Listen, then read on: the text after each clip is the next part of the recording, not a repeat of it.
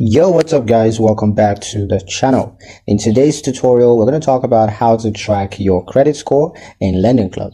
Lendingclub provides free access to your credit score so you can stay informed about your financial health. To check it, all you got to do is log into your Lendingclub account, either on the website or you can use the mobile app to log in.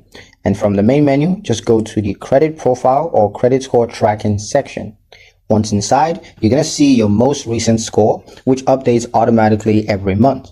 Along with the number itself, Lendingclub highlights the main factors that are influencing your score, such as payment history, credit utilization, length of credit history, and of course, recent inquiries. This breakdown helps you to understand not only where your score stands, but also why it changes over time.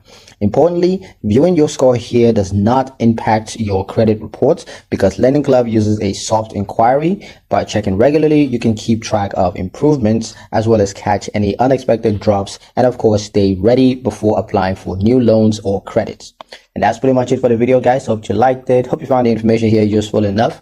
If you did, like, share, and subscribe for more helpful tutorials. Thank you guys for watching, and I'll see you in the next one.